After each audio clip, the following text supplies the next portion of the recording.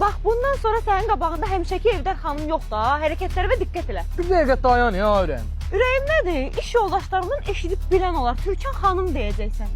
Yaxşı, ay Türkan xanım. Və bu iPhone-u hardan alıbsan? Başa düşmədim. O boyda rəsmi işdə işləyən Türkan xanım. Tutda telefon işlətməliyəm. Getdim kreditə götürdüm, yavaş-yavaş ödəyəcəm də. Gəl uzatma, gəl. Gör necə binadır bu. Xoşuma gəlir. İdeal. Bundan sonra burada yaşayacağam. Bala, başına qəhətli Sabunçudakı otaq evimiz.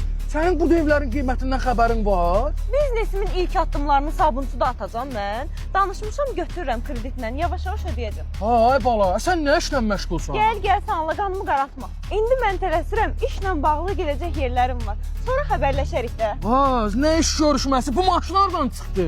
Öyrəşə bilmədin də sən mənim bu iş xanımı olmağıma. Sənlə Opel-lə getməliyəm mən işə. Götürmüşəm də kreditlə ödəyəcəm. Başımın ətini yedin, işləyim. Səni apardım taksi şirkətinə. Mən operator düzəltdim 400 manat maaşı. Bu boyda borcu hara yükləyirsən üstümüzə? Özün də giribsən havalara ki, biznes qadınıyam. Kimə deyəcək bu pula? Eşidirsən məni? Bir biznes leydinin arxasında ona dəstək olan kişi lazımdır. Sənin kimi deyingən yox. Sən də mənki alınmaz. Sağ ol.